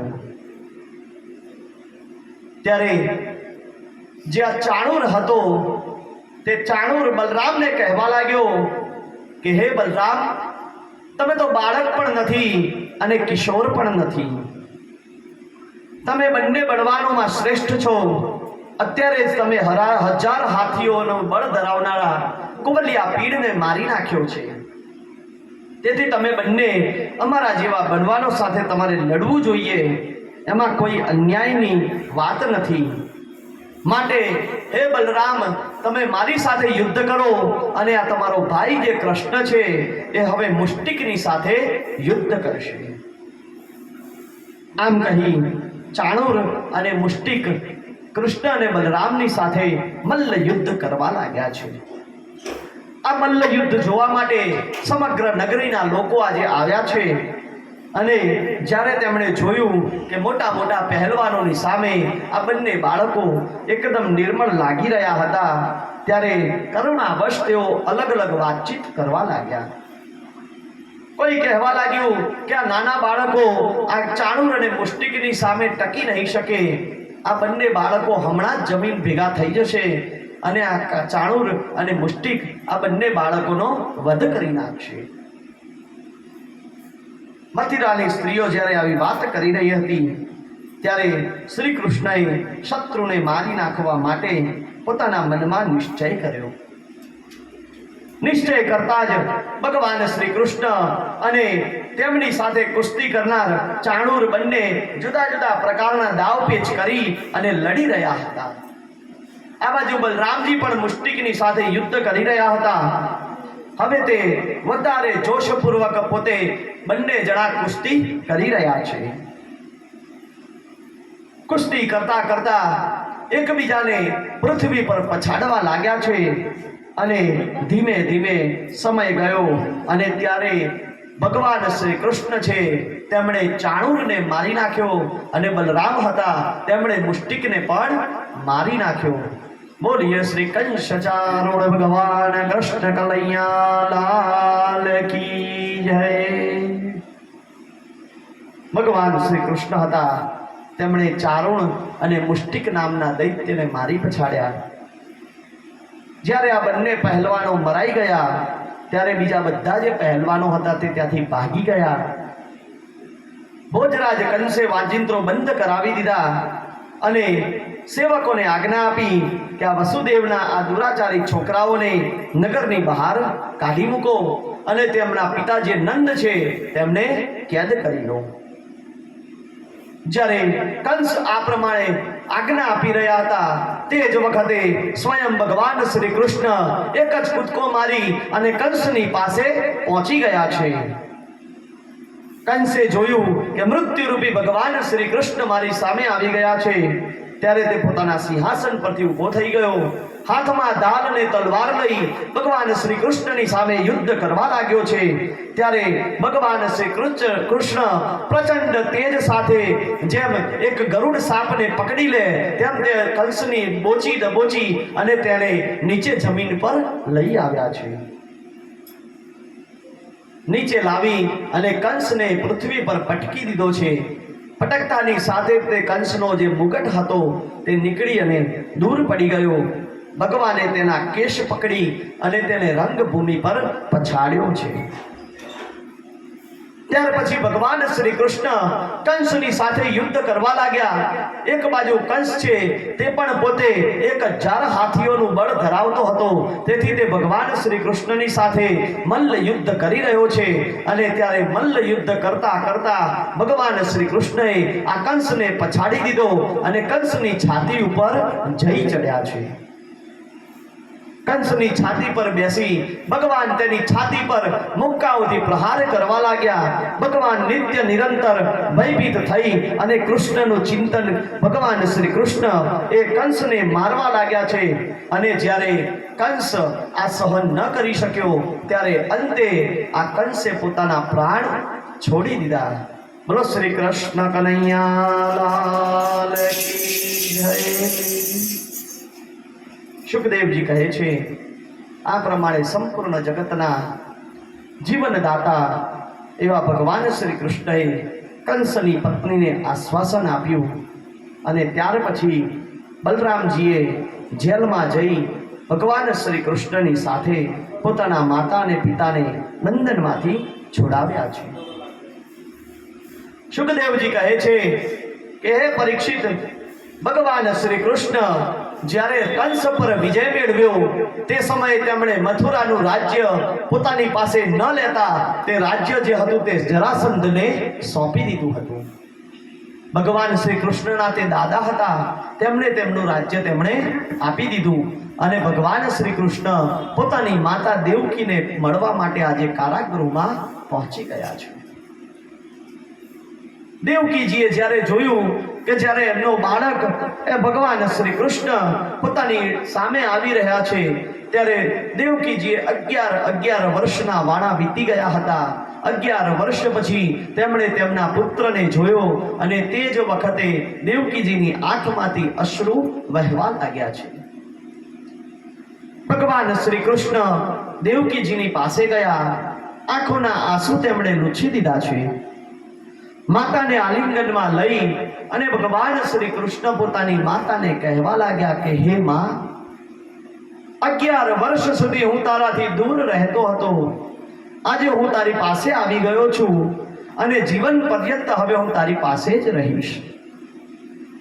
પોતાની માતાને આવું આશ્વાસન આપી પિતાશ્રીને પગે લાગ્યા. તેમના આશીર્વાદ લઈ અને ભગવાન શ્રી કૃષ્ણ અને તેમની માતા દેવકી અને વસુદેવની સાથે હવે મથુરામાં વાસ કરવા લાગ્યા છે. ભગવાન શ્રી કૃષ્ણ આજે મથુરાની અંદર રહે છે અને પોતાના પિતાશ્રી જે છે તેમની જે આજ્ઞા હોય તે આજ્ઞા પ્રમાણે કામ કરતા રહે છે. ભગવાન શ્રી કૃષ્ણ હવે ક્યારેય ગોકુળમાં પાછા જતા નથી. ગોકુળની અંદર તેમના જે સખા હતા, તેમના જે મિત્રો હતા, તે તમામ મિત્રો છે તેમના યાદ જ્યારે ભગવાનને આવતી ત્યારે ભગવાન તે મિત્રોને પોતાને મળવા બોલાવી લેતા. ભગવાન શ્રી કૃષ્ણ છે તે હવે ધીમે ધીમે મથુરાની અંદર પોતાના પિતાશ્રીની સાથે રહેવા લાગ્યા છે અને જે પ્રમાણે વસુદેવજી તેમને આજ્ઞા કરે તે પ્રમાણે તેઓ કામ કરે છે. સમય ગયો ત્યારે વસુદેવજીએ પોતાના પુરોહિતો ગર્ગાચાર્યજી અને બીજા પોતાના પંડિતો પુરોહિતોને બોલાવ્યા. તેમને બોલાવી ભગવાન શ્રી કૃષ્ણ અને બલરામજીના હવે યજ્ઞોપવિત સંસ્કાર કરાવ્યા છે. ભગવાન શ્રી કૃષ્ણના યજ્ઞોપવિત સંસ્કાર થયા અને તે સંસ્કાર થવાથી ભગવાન શ્રી કૃષ્ણ હવે પોતાના એવા ગર્ગાચાર્યજીના ગુરુકુળમાં પહોંચી ગયા છે. ભગવાન શ્રી કૃષ્ણ ગુરુકુળમાં ઉજ્જૈની નગરીમાં આવ્યા છે અને તે વખતે કશ્યપ ગોત્રી એવા શાંતિપની મુનિની પાસે ભગવાન શ્રી કૃષ્ણ હવે જ્ઞાન પ્રાપ્ત કરવા લાગ્યા છે. ગુરુવર હતા જે શાંતિપની, તેમની ભગવાન શ્રી કૃષ્ણ સેવા કરતા. ભગવાનના સેવાથી પ્રસન્ન થઈ જે શાંતિપની ગુરુ હતા તેમણે ભગવાન શ્રી કૃષ્ણને 6 શાસ્ત્ર અને ઉપનિષદો સહિત સંપૂર્ણ વેદ સંભળાવ્યા હતા. 64 દિવસમાં ભગવાન શ્રી કૃષ્ણ 64 કળાઓ શીખી લીધી હતી અને જ્યારે આ અધ્યયન સમાપ્ત થઈ ગયું ત્યારે ભગવાન શ્રી કૃષ્ણએ સાંદીપની મુનિને પ્રાર્થના કરી કે હે ગુરુવર્ય, તમારે અમારી પાસેથી જે કંઈ પણ ગુરુ દક્ષિણા જોઈતી હોય તે ગુરુ દક્ષિણા તમે માગી લો. ત્યારે તેમની જે પત્ની હતી તેમને પૂછી અને સાંદીપની મુનિએ દક્ષિણા માગી કે પ્રભાસ ક્ષેત્રમાં અમારો પુત્ર છે એ સમુદ્રમાં ડૂબી અને મરી ગયો છે, તેને તમે પાછો લાવી આપો. ગુરુજીની આજ્ઞા સ્વીકારી બંને ભાઈઓ છે રથ પર બેસી અને પ્રભાસ ક્ષેત્રમાં આવ્યા છે. મનુષ્ય વેશધારી સમુદ્રની પાસે ભગવાન શ્રી કૃષ્ણએ જઈ અને કહ્યું કે હે પ્રભુ, હે સમુદ્ર, તમે મારા ગુરુપુત્રને ખેંચી લીધો છે, તેને તમે પાછો આપી દો. ત્યારે સમુદ્રએ કહ્યું કે હે કૃષ્ણ, મેં તે બાળકને લીધો નથી. મારા જળમાં પંચજન નામનો એક મોટો દૈત્ય અસુર શંખના રૂપમાં રહે છે, તેણે જ તે બાળકનું હરણ કરી લીધું છે. સમુદ્રની વાત સાંભળી અને ભગવાન શ્રી કૃષ્ણએ તરત જ જળમાં પ્રવેશ કર્યો અને તે શંખાસુર હતો તેને મારી નાખ્યો. તેને માર્યો ત્યારે તેમણે જોયું તો તેના જોડે તે બાળક નહોતું. ત્યારે તેના શરીરનો શંખ લઈ અને ભગવાન રથમાં બેસી પાછા આવ્યા. ત્યાંથી બલરામજી સાથે શ્રી કૃષ્ણ યમરાજજીની નગરી એવી સંયમનીમાં જઈ અને તેમણે શંખનાદ કર્યો. ભગવાને કહ્યું કે હે યમરાજ, અમે અમારા ગુરુપુત્રને લેવા માટે આવ્યા છીએ, તમે તે અમારા ગુરુપુત્રને પાછો આપો. યમરાજે કહ્યું કે હે પ્રભુ, તમારી જેવી આજ્ઞા. તેમ કહી ભગવાન શ્રી કૃષ્ણને તે ગુરુપુત્ર લાવી અને પાછો આપ્યો. અને તે જે પુત્ર પાછો આપ્યો તેને લઈ અને ભગવાન શ્રી કૃષ્ણ છે એ પોતાની ઉજ્જૈની નગરીમાં પાછા આવ્યા. ભગવાન શ્રી કૃષ્ણએ આજે પંચજન નામના અસુરને માર્યો હતો અને તેનો જે શંખ લીધો હતો તે જ શંખ ભગવાને પોતે ધારણ કર્યો અને તે શંખનું નામ પડ્યું પાંચજન્ય શંખ. માટે ભગવાન વિષ્ણુના આયુધની અંદર ભગવાનની પાસે ભગવાનનો અતિ પ્રિય થઈ અને આ શંખ તેમની પાસે રહે છે. અને આ શંખ ભગવાનને સમુદ્રમાંથી મળેલો હતો, તેથી એક રીતે તે ભગવાનની પત્ની એવા લક્ષ્મીજીનો ભાઈ હતો. માટે તે શંખ એ ભગવાનનો સાળો હતો, તેથી ભગવાને તેમને તેમની પાસે રાખ્યો હતો. ઉજ્જૈનીમાં પાછા આવ્યા પછી ભગવાન શ્રી કૃષ્ણએ તેમનો જે ગુરુપુત્ર હતો તે તેમના ગુરુને આપ્યો અને ગુરુને પૂછ્યું કે હે ગુરુ, હવે તમારે બીજી કોઈ દક્ષિણા જોઈતી હોય તો તે પણ તમે માગી લો. ત્યારે ગુરુદેવે કહ્યું કે બેટા, તમે બહુ મોટી ગુરુ દક્ષિણા મને આપી દીધી છે, હવે મારે બીજું કંઈ જોઈતું નથી. હું તમને આશીર્વાદ આપું છું કે તમે જે ભણેલી વિદ્યા છે તે આ લોક અને પરલોકમાં સદા તાજી રહેશે અને તમને તેનું ક્યારેય વિસ્મૃતિ નહીં થાય. શુકદેવજી કહે છે કે હે પરીક્ષિત, ઉદ્ધવજી હતા તે વૃષ્ણિઓમાં એક પ્રધાન પુરુષ હતા. સાક્ષાત બૃહસ્પતિજીના તેઓ શિષ્ય હતા. એક દિવસે ભગવાન શ્રી કૃષ્ણએ પોતાના પ્રિય ભક્ત એવા એકાંત પ્રેમી ઉદ્ધવજીનો હાથ પોતાના હાથમાં લઈ લીધો અને કહ્યું કે હે સખા ઉદ્ધવ, તમે વ્રજમાં જાઓ. ત્યાં મારા માતા પિતા નંદ બાવા અને યશોદા શું કરે છે તે તમે મને જણાવો. તમે તેમને જઈ અને પ્રસન્ન કરો. ગોપીઓ મારા વિરહથી વ્યાધિથી દુઃખી થઈ રહી છે, તેમનો મારો તમે સંદેશો આપજો. સુખદેવજી કહે છે, ઉદ્ધવજી ભગવાન શ્રી કૃષ્ણની વાત સાંભળી રથમાં બેસી અને નંદ બાવાના વ્રજમાં આવ્યા છે. જ્યારે તેઓ વ્રજમાં આવ્યા ત્યારે નંદ બાવાએ ઉદ્ધવજીનું ખૂબ જ હર્ષભેર સ્વાગત કર્યું છે. અને હવે આ ગોપીઓ, નંદ બાવા, યશોદાજી ઉદ્ધવજીને પ્રશ્નો કરવા લાગ્યા છે. પ્રશ્ન કરે છે કે હે ઉદ્ધવજી, આ શ્રી કૃષ્ણ છે એ ક્યારેય અમને યાદ કરે છે ખરા? આ તેમની માં છે, સ્વજન સંબંધીઓ, મિત્રો છે, ગોવાળિયાઓ છે, તેમને શું આ કૃષ્ણ યાદ કરે છે ખરો? કૃષ્ણને આ વૃંદાવન યાદ આવે છે કે નથી આવતું? આ વૃંદાવનને કૃષ્ણ યાદ આવે છે કે નથી આવતો? તમે જણાવો કે અમારા ગોવિંદ પોતાના સુહૃદ બાંધવોને મળવા એક વાર પણ આવશે ખરો? સુખદેવજી કહે છે કે નંદ બાવાનું હૃદય ભગવાન શ્રી કૃષ્ણના અનુરાગથી રંગાયેલું હતું. તેમની આ બધી વાત સાંભળી અને ઉદ્ધવજી હતા તેઓ કહેવા લાગ્યા કે હે દેહધારી નંદરાય, તમે શંકા ન કરો, દેહધારીઓમાં તમે ખૂબ જ વખાણવા યોગ્ય છો. બલરામ અને શ્રી કૃષ્ણ એ તો પુરાણ પુરુષ છે. જ્યારે તેઓ સમસ્ત યાદવોના દ્રોહી કંસને રંગભૂમિમાં મારી નાખ્યો અને તમારી પાસે આવીને કહ્યું કે હું વ્રજમાં જરૂરથી આવીશ, તો તે તેમનું વચન સિદ્ધ કરશે. શ્રી કૃષ્ણને કોઈ પ્રિય કે કોઈ અપ્રિય નથી, કોઈ સ્વયં સ્વમાની નથી. ભગવાન શ્રી કૃષ્ણના સખા ઉદ્ધવજી છે તે નંદ બાવાને કહી રહ્યા છે કે નંદ બાવા, તમે એમ કહો છો કે કૃષ્ણ અમને યાદ કરે છે કે નથી કરતો, પરંતુ આ કૃષ્ણ છે ને એને તો અત્યારે કોઈ સાહેબી, કોઈ ભોગની એવી કોઈ ખોટ નથી. રોજ સવારે અને સાંજે તેની આગળ 56 ભોગ મુકાય છે, પરંતુ તે 56 ભોગને આરોગતો નથી. જ્યારે અમે પૂછીએ કે હે કૃષ્ણ, તું આ 56 ભોગ કેમ નથી ખાતો, ત્યારે એ જવાબ આપે છે, જ્યારે હું નાનો હતો ને ત્યારથી મોટો ખાલી માખણ અને રોટલા ખાઈને થયો છું. મને જ્યારે આ માખણ મારી સામે આવે ને ત્યારે મને મારી મા યશોદા યાદ આવે છે, મારા ગોપ બાળકો યાદ આવે છે. હું એમના ઘરે જઈ અને આ માખણ ચોરી લાવતો અને તે મારા ગોપ બાળકોની વચ્ચે વહેંચી અને આ માખણ હું ખાતો હતો.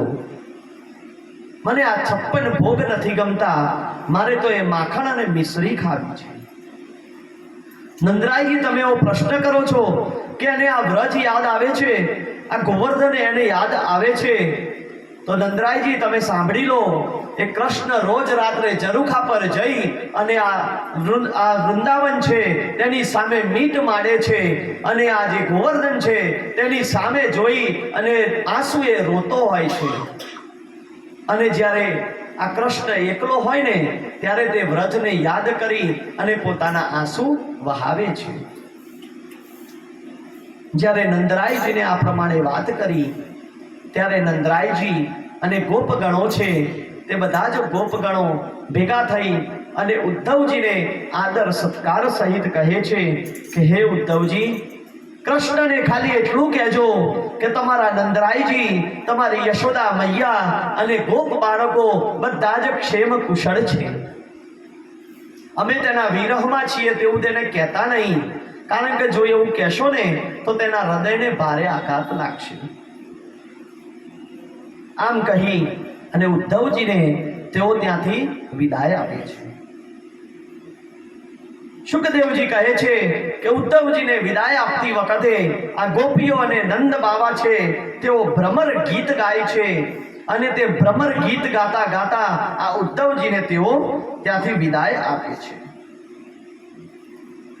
ગોપીઓ છે જ્યારે ઉદ્ધવજી પાછા વળ્યા ત્યારે આ ગોપીઓ કૃષ્ણને આપવા માટે અનેક જાતની અલગ અલગ પ્રકારની સામગ્રીઓ લઈને આવી છે. ગોપીઓ કહેવા લાગી છે કે ભગવાનને તમે અમારી આ સામગ્રી આપજો. ત્યારે ગોપીઓ છે તે ગોપીઓ જ્યારે ઉદ્ધવજી જતા રહ્યા અને ઉદ્ધવજી ત્યાં જ્યારે ગોકુળનો માર્ગ છોડી ચૂક્યા ને ત્યારે આ ગોપીઓ હવે કૃષ્ણના પાછળ ગાડી બની ગઈ છે. એક વખત ફરીથી તેમને કૃષ્ણ યાદ આવી ગયો, ભ્રમર ગીત ગાવા લાગી છે. ગોપીઓ ભ્રમરને પ્રશ્ન કરે છે કે હે ભ્રમર, તે અમારા કૃષ્ણને ક્યાંય જોયો છે ખરો? તું કપટીનો મિત્ર છે, માટે તું પણ કપટી છે. તું અમારા પગને અડકીશ નહીં, ખોટા ખોટા પ્રણામ કરીશ નહીં, ખોટી ખોટી વિનંતી કે વિનય કરીશ નહીં. આમ કરી તે જે ભમરો હતો તે ભમરાને જેમ તેમ આ ગોપીઓ કહેવા લાગી છે.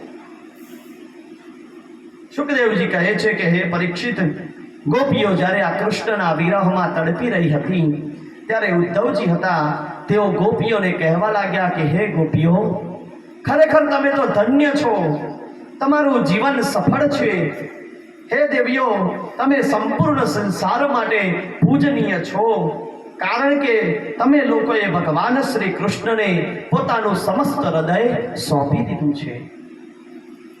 હે કલ્યાણ મૂર્તિ ગોપીઓ, હું તમારો સંદેશો લઈ અને ભગવાન શ્રી કૃષ્ણની પાસે જાઉં છું. તેમ કહી ઉદ્ધવજી કૃષ્ણની પાસે આવ્યા છે. ભગવાન શ્રી કૃષ્ણએ કહ્યું કે હે ઉદ્ધવજી, તમે જઈને આવ્યા, મારા ગોપગણો, મારી ગોપીઓ, મારી મા અને મારા પિતાશ્રી શું કરે છે? તેમના ક્ષેમ કુશળના સમાચાર તમે મને જણાવો. ત્યારે ભગવાન શ્રી કૃષ્ણ બીજો પ્રશ્ન કરે છે કે ગોપીઓ બધી ક્ષેમ કુશળ તો છે ને? ત્યારે ઉદ્ધવજી કહે છે કે કૃષ્ણ, આ જે ગોપીઓ છે એ બધી જ ગોપીઓ તમારા વિરહમાં વ્યાકુળ થઈ ગઈ છે. ભગવાન શ્રી કૃષ્ણને એક વખત જોવા ખૂબ જ આકુળ વ્યાકુળ થઈ ગઈ છે. હે પ્રભુ, તમે મહેરબાની કરી એક વખત વ્રજની યાત્રા કરી આવો. શુકદેવજી કહે છે કે આ પ્રમાણે ભગવાન શ્રી કૃષ્ણને કહી અને ઉદ્ધવજી ત્યાંથી પોતાના મહેલમાં ગયા છે. ત્યાર પછી ભગવાન શ્રી કૃષ્ણ પોતાને મળવાની આકાંક્ષા રાખીને વ્યાકુળ થયેલી કુબ્જાને પ્રિય કરવા માટે તેને સુખ આપવાની ઈચ્છાથી ભગવાન શ્રી કૃષ્ણ એ કુબ્જાના ઘરે ગયા છે. પરીક્ષિત, આ કુબ્જા છે તેણે માત્ર ભગવાન શ્રી કૃષ્ણને ચંદન આપ્યું હતું. તેનાથી જ તે ચંદન થકી તેને ભગવાન શ્રી કૃષ્ણની પ્રાપ્તિ થઈ ગઈ. ત્યાર પછી ભગવાન શ્રી કૃષ્ણ ઉદ્ધવજી અને અક્રૂરજીની અભિલાષા પૂરી કરવા માટે અક્રૂરજીના ઘરે પધાર્યા છે. ભગવાન શ્રી કૃષ્ણ જ્યારે અક્રૂરજીના ઘરે પધાર્યા ને ત્યારે અક્રૂરજી ભગવાન શ્રી કૃષ્ણને જોઈ ખૂબ જ ગાડા થઈ ગયા હતા. ભગવાનને જમવા માટે જ્યારે તેમણે બેસાડ્યા ત્યારે તેમને ભેટ ધરાવવા માટે તેઓ કેળા લઈને આવ્યા હતા.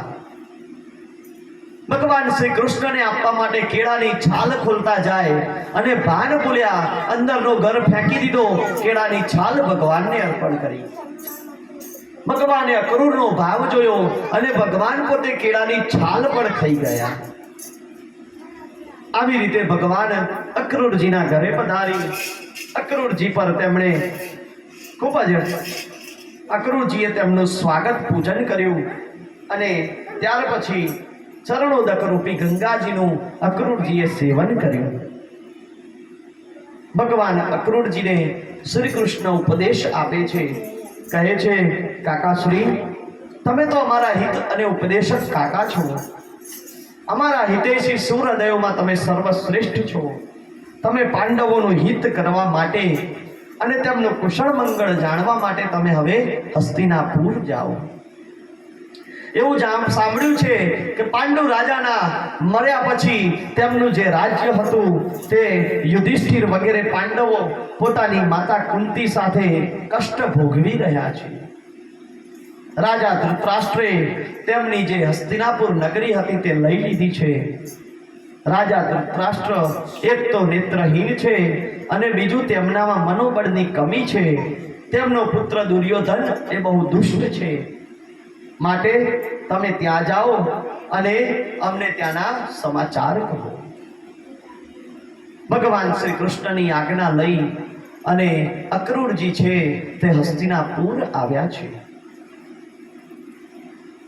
હસ્તિનાપુર પહોંચી અક્રૂરજીએ કુંતી અને વિદુરજીને કહ્યું કે ધૃતરાષ્ટ્રના દુર્યોધન વગેરે પુત્રો પાંડવોનો પ્રભાવ, શસ્ત્ર કૌશલ્ય, બળ, વીરતા અને વિનય વગેરે સદગુણો જોઈ તેમના પ્રત્યે ઈર્ષા અને બળ્યા કરે છે. માટે ધૃતરાષ્ટ્રના પુત્રોએ પાંડવોને મારવા માટે અન્નમાં વિષ આપવા જેવે અનેક અત્યાચારો કર્યા છે. અક્રૂરજી અને વિદુરજી બંને સુખ દુઃખને સમદ્રષ્ટિથી જોતા હતા. તેથી તેમણે અધર્મનો નાશ કરવા માટે તેમના કુંતીજીને તેમણે સાંત્વના આપી અને પછી અક્રૂરજી છે તે મથુરા જવા રવાના થયા છે. અક્રૂરજી છે તેમણે ધૃતરાષ્ટ્રજીને નમસ્કાર કરી અને તેઓ પાછા પોતાના ઘેર પધાર્યા છે. સુખદેવજી કહે છે કે હે ભરત શ્રેષ્ઠ રાજા પરીક્ષિત, કંસની બે રાણીઓ હતી, અસ્થિ અને પ્રાપ્તિ, અને પતિના મૃત્યુથી તેઓ દુઃખી થયા અને તેઓ પોતાની રાજધાનીમાં ચાલ્યા ગયા. ત્યાર પછી મગધનો જે રાજા હતો જરાસંધ, તેમણે અપ્રિયનો સમાચાર સાંભળી આ જરાસંધને દુઃખ થયું અને તે ક્રોધથી સમસમી ગયો.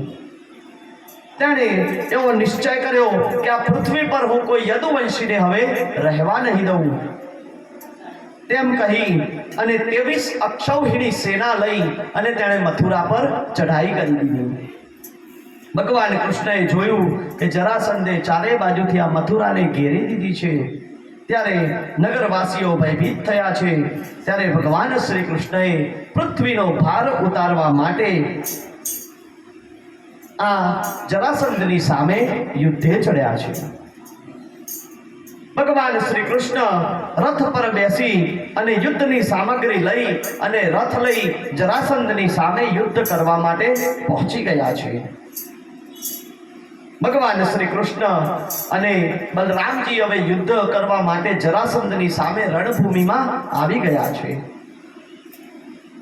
ભગવાન શ્રી કૃષ્ણ અને મગધરાજ જરાસંધની વચ્ચે ખૂબ જ ભયંકર હવે યુદ્ધ થવા લાગ્યું છે.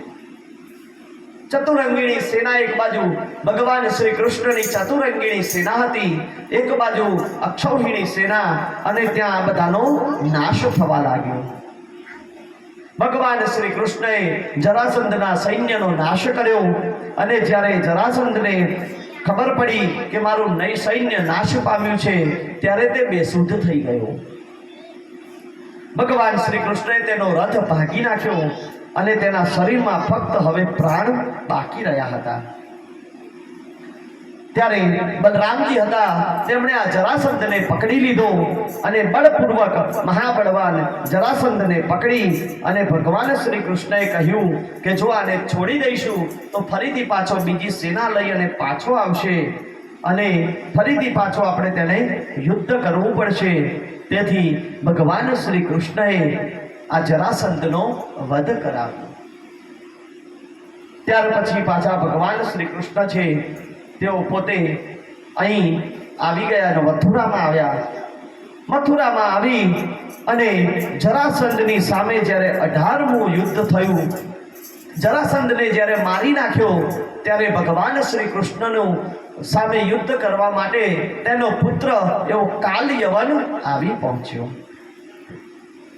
કાલયવને જ્યારે ભગવાન શ્રી કૃષ્ણ પર જ્યારે ચડાઈ કરી, ત્યારે ભગવાન શ્રી કૃષ્ણ હતા તેમણે આ રણ છે એ રણને છોડી દીધું હતું.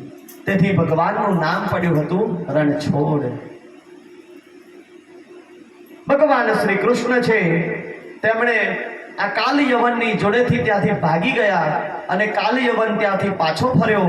ત્યારે ભગવાને વિચાર્યું કે આપણા આ દુર્ગની આપણે કોઈ રક્ષા કરનાર હોવું જોઈએ. તેથી ભગવાન તે યુદ્ધ છોડી અને આજના દ્વારિકા નગરીમાં આવી પહોંચ્યા. ત્યાં આવી અને ભગવાન શ્રી કૃષ્ણએ સમુદ્રની અંદર 48 કોષ વિસ્તારનું એક દુર્ગમ નગર બનાવડાવ્યું, જે નગરનું નામ હતું દ્વારિકા. ભગવાન શ્રી કૃષ્ણ જ્યારે દ્વારિકામાં રહેવા લાગ્યા, ત્યારે કાલયવનને ખબર પડી કે દ્વારિકામાં ભગવાન આ કૃષ્ણ છે એ મથુરાને છોડી અને દ્વારિકા પહોંચી ગયો છે. ત્યારે તે પોતાનું સૈન્ય લઈ અને દ્વારિકા ભગવાનની સામે ચડાઈ કરી. જ્યારે તે દ્વારિકામાં ભગવાનની સામે યુદ્ધ કરવા માટે આવ્યો, ત્યારે ભગવાન શ્રી કૃષ્ણ તેની સામે યુદ્ધ કરવા લાગ્યા. યુદ્ધ કરતા કરતા ભગવાનને ખબર પડી કે આને હું બળથી નહીં જીતી શકું. તેથી ભગવાને બુદ્ધિ વાપરી અને તેઓ રણ છોડી અને ત્યાંથી ભાગી ગયા. આગળ ભગવાન કૃષ્ણ દોડવા લાગ્યા, પાછળ કાલયવન દોડવા લાગ્યો છે, અને ભગવાન દોડતા દોડતા એક ગુફામાં જઈ અને પહોંચી ગયા. આ ગુફાની અંદર ઈક્ષ્વાકુ કુળના રાજા માંધાતાનો પુત્ર એ મુચકુંદ હતો, તે ત્યાં સૂતો હતો. એક વખતે દેવતાઓએ અસુરોના બહુ જ ભયભીત થઈ ગયા, ત્યારે પોતાની રક્ષા માટે રાજા મુચકુંદને પ્રાર્થના કરી હતી. તે વખતે રાજા મુચકુંદ હતા, તેમણે તેમની સામે અસુરોની સામે યુદ્ધ કર્યું હતું, અને તે અસુરોની સામે જ્યારે યુદ્ધ કર્યું અને જ્યારે તે જીતી ગયા, ત્યારે અસુરોની સામે જીત્યા અને તેમને ખૂબ જ થાક લાગ્યો. તેથી તેમણે ઇન્દ્રને કહ્યું કે હવે મારે આરામ કરવો છે. તેથી તેઓ આ ગુફામાં આવી અને વિરામ કરતા હતા. જ્યારે તેઓ વિરામ કરતા હતા તે જ વખતે આ ભગવાન શ્રી કૃષ્ણ છે તેઓ ત્યાં પહોંચી ગયા, અને તેમણે આ જે મુચકુંદ રાજા હતા તેમને એવું વરદાન પ્રાપ્ત થયું હતું કે તેમની નજર ક્રોધ નજર જેના પર પડે તે બળીને ભસ્મ થઈ જાય. ભગવાન શ્રી કૃષ્ણને આ વાતની ખબર હતી. તેથી શ્રી કૃષ્ણ ભગવાન હતા, તેમણે પોતાનું જે ઉપરણું હતું તે મુચકુંદ રાજાને ઓઢાડી દીધું અને તેઓ ગુફામાં સંતાઈ ગયા. કાલયવન હતો તે દોડતો દોડતો આવ્યો આવી અને તેણે જોયું તો આ ભગવાન કૃષ્ણનું ઉપવસ્ત્ર હતું તે આવી રીતે રાજાએ ઓઢેલું હતું. તેથી તેને બુદ્ધિ હતી, તેને ખબર ન પડી અને તે પોતાની લાતો મારી અને મુચકુંદ રાજાને ઉઠાડવા લાગ્યો. કહેવા લાગ્યો કે હે રણછોડ, તું તારી જાતને ભગવાન સમજે છે, તું મારી સામે મારાથી મૃત્યુના ભયથી ભાગી આવ્યો છે. ઊભો થા અને મારી સામે તું યુદ્ધ કર. આવું કહી અને ભગવાન શ્રી કૃષ્ણને ઉઠાડતો હોય તેવું મનમાં વિચારી અને તે લાતો મારવા લાગ્યો. મુચકુંદ રાજાને ખબર પડી કે કોઈ તેમને ઉઠાડી રહ્યું છે. ત્યારે તેઓ ક્રોધ ભરી નજરે ઊભા થયા અને જેવો કાલયવનને જોયો એવો જ કાલયવન બળીને ભસ્મ થઈ ગયો. કાલયવનનું મૃત્યુ થયું અને ભગવાન શ્રી કૃષ્ણ હતા તેમણે ફરી પાછા પોતાની દ્વારિકા નગરીમાં જઈ અને પોતાની પ્રજાને તેઓ સંતોષપૂર્વક રાખવા લાગ્યા. શુકદેવજી કહે છે આ પ્રમાણે કાલયવનને જ્યારે મારી નાખ્યો ત્યારે મથુરા પર ભગવાન શ્રી કૃષ્ણએ પોતાનું શાસન સ્થાપિત કર્યું. ત્યાર પછી ભગવાન શ્રી કૃષ્ણએ ઘણા બધા યુદ્ધો કર્યા અને તે યુદ્ધની અંદર આજુબાજુમાં રહેવાવાળા પોતાના દુશ્મન રાજાઓને તેમણે પોતાના બંદી બનાવ્યા અને ધીમે ધીમે તેમણે ભીષ્મક વગેરે જેવા જે રાજાઓ હતા તે બધા રાજાઓને બંદી બનાવી દીધા.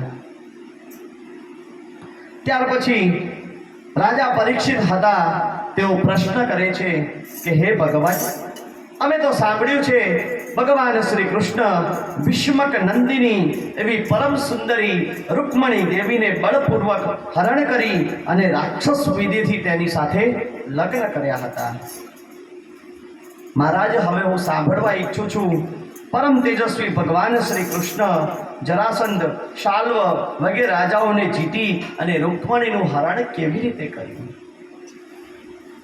શુકદેવજી કહે છે કે રાજા ભીષ્મક જે હતા તે વિદર્ભના રાજા હતા. તેમને 5 પુત્ર અને 1 કન્યા હતી. તેમના જે પુત્રો હતા તેમના નામ હતા રૂકમી, રૂકમરથ, રૂકમબાહુ, રૂકમકેશ અને રૂકમમાલી. અને તેમને એક બહેન હતી જેનું નામ હતું રૂકમિણી. રૂકમિણી હતા ભગવાન શ્રી કૃષ્ણના સૌંદર્ય, પરાક્રમ, ગુણ અને વૈભવની પ્રશંસા તેમણે સાંભળી હતી. જ્યારે પરમ સુંદરી રૂકમિણી હતી તેમણે ભગવાન શ્રી કૃષ્ણની આ વાત સાંભળી ત્યારે તેમને ખૂબ જ પ્રેમ ભગવાન શ્રી કૃષ્ણ પ્રત્યે થઈ ગયો હતો. રૂકમણીજી હતા ભગવાન શ્રી કૃષ્ણ વિશે વિચારતા હતા કે મારે જો લગ્ન કરવા હશે તો હું ફક્ત આજ ભગવાન શ્રી કૃષ્ણની સાથે લગ્ન કરીશ. આ પ્રમાણે રૂકમિણીજી હતા તેમણે ભગવાન શ્રી કૃષ્ણને મનોમન પોતાના સ્વામી માની લીધા હતા. ભગવાન શ્રી કૃષ્ણ છે તેઓ દ્વારિકા પર પોતાનું રાજ્ય હતું તે અખંડ રાજ્ય ભોગવી રહ્યા હતા. અને જ્યારે રૂકમિણીના ભાઈ હતા તે રૂકમિણીના ભાઈઓએ આ રૂકમિણીનું જે લગ્ન છે તે ભગવાન શ્રી કૃષ્ણના ફોઈના દીકરાની સાથે નક્કી કર્યું હતું જેનું નામ હતું શિશુપાલ. શિશુપાળને પોતાની બહેનના લગ્ન કરાવવા માટે રૂકમી તૈયાર થયો હતો. જ્યારે રૂકમણીને આ વાતની ખબર પડી કે મારો ભાઈ રૂકમી છે તે શિશુપાલની સાથે મારો વિવાહ કરવા ઈચ્છે છે ત્યારે તે ઉદાસ થઈ ગઈ. તેમણે સમજી વિચારી પોતાનો એક વિશ્વાસપાત્ર એવો બ્રાહ્મણ હતો તેને પોતે એક પત્ર લખ્યો અને તે પત્ર લખી અને તે બ્રાહ્મણને દ્વારિકાપુરી મોકલ્યો છે. હે પરીક્ષિત, લીલાથી જ મનુષ્ય રૂપ ધારણ કરવા વાળા ભગવાન શ્રી કૃષ્ણએ જ્યારે આ બ્રહ્મદેવને જોયા ત્યારે તેમણે બ્રહ્મદેવને પૂછ્યું કે હે બ્રહ્મદેવ, શા માટે તમે અહીં પધાર્યા છો? ત્યારે તે બ્રહ્મદેવ હતા તેમણે કહ્યું કે હું શાલ્વ દેશથી આવું છું અને રૂકમિણી નામની અમારી કન્યા છે તેનો એક પત્ર તમને વંચાવવા લઈને આવ્યો છું. ત્યારે ભગવાન શ્રી કૃષ્ણ તે બ્રહ્મદેવને કહેવા લાગ્યા કે હે બ્રહ્મદેવ, એ પત્ર શું છે તે પત્ર તમે બોલો, વાંચો. ત્યારે બ્રહ્મદેવે કહ્યું, પ્રભુ, આ ફક્ત તમારા માટેનો જ પત્ર છે, હું આ પત્રને વાંચી ન શકું. ત્યારે ભગવાને કહ્યું, મારા માટે કોઈ વસ્તુ ગોપનીય નથી, તમે આ પત્ર વાંચો. ત્યારે જે બ્રાહ્મણ હતા તેમણે તે રૂકમણીનો પત્ર ખોલ્યો. પત્ર ખોલી અને ભગવાનની આગળ તેમણે વાંચવાની શરૂઆત કરી. શ્રુત્વા ગુણાન ભુવન સુંદર શૃણવતામ તે નિર્વિશ્ય કર્ણ વિભરૈર્હરતો વિતાપમ રૂપમ દ્રશાદર્શિતમખિલાર્થ લાભમ તવચ્યુતાશો વિશતિ ચિતમપ્રપત્રતે. રૂકમણી કહે છે કે હે ત્રિભુવન સુંદર, આપના ગુણોનું મેં શ્રવણ કર્યું છે, આપના ગુણાનું દ્વાદ મેં મારા કાનથી સાંભળ્યા છે. મેં તમને જોયા તો નથી, પરંતુ હું મનોમન તમને વરી ચૂકી છું. હે પ્રિયતમ, મેં તમને મારા પતિ રૂપે સ્વીકાર કરી લીધો છે, હું તમને આત્મસમર્પણ કરી ચૂકી છું. મારા ભાઈ છે તે મારું પાણી ગ્રહણ શિશુપાલની સાથે કરાવી રહ્યા છે, માટે તમે જલ્દીથી પધારો અને મને તમે આ શિશુપાલના મોહપાશમાંથી છોડાવો. બ્રહ્મદેવે કહ્યું કે યદુશ્રેષ્ઠ, આ રૂકમણીજીનો ગુપ્ત પત્ર છે જે હું આપણી પાસે લઈ આવ્યો છું, તેને જોઈ તમારે જે કંઈ કરવું હોય તે તમે કરો. ત્યારે ભગવાન શ્રી કૃષ્ણ છે તેમણે વિદર્ભ રાજકુમારીનો આ સંદેશ સાંભળી બ્રહ્મદેવનો હાથ પકડી લીધો અને હસીને કહેવા લાગ્યા કે હે બ્રહ્મદેવ, વિદર્ભ કુમારી મને ચાહે છે, માટે હું પણ તેમને ચાહું છું. ત્યારે બ્રહ્મદેવે પ્રશ્ન કર્યો કે તમે તેમને જોયા નથી. ત્યારે ભગવાન કૃષ્ણ કહે છે કે બ્રહ્મદેવ, જે સ્ત્રીએ મને જોયા વગર મને તેનો પતિ સ્વીકાર કર્યો હોય તેના વિશે મારે કંઈ વિચારવાનું હોય નહીં. સુખદેવજી કહે છે કે મધુસૂદન શ્રી કૃષ્ણએ રૂકમણીના 3 દિવસ પછી લગ્ન થવાના છે તેવું જાણી અને તરત જ દારૂકને આજ્ઞા કરી કે દારૂક, આપણો રથ કાઢો, આપણે હવે જવાનું છે. તેમ કહી પોતાના શીઘ્રગામી ઘોડા પર બેસી ભગવાન શ્રી કૃષ્ણ છે ત્યાં જે વિદર્ભ દેશમાં આવી પહોંચ્યા છે. કુંડી નરેશ મહારાજ ભીષ્મક પોતાના મોટા પુત્ર રૂકમિણીના સ્નેહવશ પોતાની કન્યા શિશુપાલને આપવા માટે લગ્નની તૈયારી કરી રહ્યા હતા. તે જ વખતે ચેદી નરેશ રાજા દમઘોષે પોતાના પુત્ર શિશુપાલ માટે બ્રાહ્મણો પાસે માંગલિક કાર્યો કરાવ્યા છે. ભીષ્મકની આગળ આવી તેમનો આદર સત્કાર કરી અર્ચન પૂજન કર્યા અને ભગવાન શ્રી કૃષ્ણ જ્યારે ત્યાં પહોંચ્યા તે વખતે આ જે શિશુપાલ હતો તે પોતાની જાન લઈ અને વિદર્ભ દેશમાં આવી ગયો છે.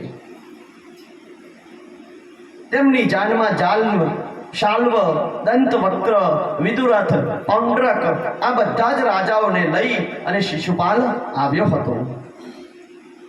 બધા જ રાજાઓ શ્રી કૃષ્ણ અને બલરામને પોતાના વિરોધી સમજતા હતા, કારણ કે તેમણે પોતપોતાના મનમાં પહેલેથી જ નક્કી કર્યું હતું કે જો કૃષ્ણ અને બલરામ યાદવોની સાથે આ કન્યાનું હરણ કરવા માટે આવશે તો અમે તેની સાથે યુદ્ધ કરીશું.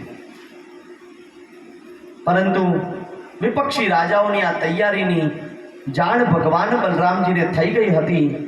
તેથી જ્યારે તેમણે સાંભળ્યું કે ભગવાન શ્રી કૃષ્ણ એકલા જ રૂકમણીનું હરણ કરવા પહોંચ્યા છે ત્યારે તેઓ પોતાની ચતુરંગીણી સેના લઈ અને આ દેશમાં આવી ગયા છે. પરમ સુંદરી રૂકમણીજી હતા ભગવાન શ્રી કૃષ્ણના શુભ આગમનની પ્રતીક્ષા કરી રહ્યા હતા. તેઓ વિચાર કરવા લાગ્યા કે શ્રી કૃષ્ણ આવશે કે નહીં, મેં મોકલેલા બ્રાહ્મણ છે તે હજુ કેમ આવ્યા નથી. આવી જ્યાં વિચાર કરે ત્યાં તો ભગવાન શ્રી કૃષ્ણ સ્વયં ત્યાં આવી ગયા છે. ભગવાન શ્રી કૃષ્ણ ત્યાં પહોંચી અને રૂકમણીજીને કહ્યું કે હું તમને હવે અહીંથી હરણ કરીને લઈ જવા માંગુ છું. ત્યારે ભગવાન શ્રી કૃષ્ણએ તે વિદર્ભ રાજકુમારીનું પાણી ગ્રહણ કરવા માટે હરણ કર્યું. ભગવાન શ્રી કૃષ્ણની સાથે રૂકમણીજી હતા. તે રૂકમણી આજે પોતાના પ્રિયતમ એવા શ્રી કૃષ્ણની સાથે રથમાં બેસી અને દ્વારિકા નગરી જવા માટે નીકળી ગયા છે. આ પ્રમાણે ભગવાન શ્રી કૃષ્ણ હતા. તેમણે પોતાના પ્રિયતમા એવા રૂક્ષ્મણીજીનું હરણ કર્યું. જ્યારે શિશુપાલને ખબર પડી કે રૂકમણીનું હરણ કરી અને કૃષ્ણ લઈને નાસી ગયો છે, ત્યારે તે કૃષ્ણ ભગવાનની સામે યુદ્ધ કરવા તૈયાર થયો. અને જેવો તે તેના નગરની બહાર નીકળ્યો ત્યારે તે રૂકમણીનો ભાઈ રૂકમી હતો. તે રૂકમી પણ તેમની સાથે થયો. પરંતુ જ્યારે તેઓ પોતાના નગરની બહાર નીકળ્યા ત્યારે તેમણે જોયું તો બલરામ તો સામે ચતુરંગીણી સેના લઈને ઊભા છે. અને તે વખતે બલરામે તે બધાની સામે યુદ્ધ કરી અને તમામને પાછા વાળી દીધા હતા. અને બલરામજીએ જે રૂકમી હતો તે રૂકમીને પકડી અને પોતાના દેશમાં લઈ આવ્યા હતા. જ્યારે રૂકમીને ત્યાં લઈને આવ્યા ત્યારે તે રૂકમીના હાથને મોઢું બધું બાંધી દેવામાં આવ્યું હતું. ત્યારે તેના બહેન એવા રૂકમણીએ જ્યારે રૂકમીને આવી હાલતમાં જોયો ત્યારે રૂકમિણી છે તેઓ કહેવા લાગ્યા કે હે પ્રભુ, મારા ભાઈને તમે છોડી દો, તેને મારશો નહીં. ત્યારે પોતાની પત્નીનું કહેવું સાંભળી અને ભગવાન શ્રી કૃષ્ણ છે તેમણે તે રૂકમીની દાઢી અને મૂછ મુંડાવી દીધી અને તેને ત્યાંથી પાછો કાઢી મૂક્યો હતો. પરીક્ષિત, ભગવાન કૃષ્ણએ આ રીતે બધા જ રાજાઓને જીતી લીધા અને વિદર્ભ રાજકુમારી રૂકમિણીની સાથે દ્વારિકા તેઓ આવી ગયા છે. इति श्रीमद्भागवत महापुराणे दशम स्कंध पंचशतमोत्तमोऽध्याय कृष्ण कन्हैया लाल की जय. भागवत भगवान की जय. રૂકમણીજીના હરણની સાથે આજનો આ 5મો દિવસ અહીં વિરામ લે છે. ભગવાન શ્રી કૃષ્ણની આજની જે લીલાઓ છે તે લીલાઓ આપણે સાંભળી છે. લીલાઓનું મનમાં ચિંતન કરતા કરતા પ્રભુ શ્રી હરિનું મનમાં ભાવ રાખી અને આજના દિવસનો આજે આપણે વિરામ જાહેર કરીએ છીએ. કૃષ્ણ કનૈયા લાલ કી જય. ભાગવત ભગવાન કી જય. દ્વારિકાધીશ કી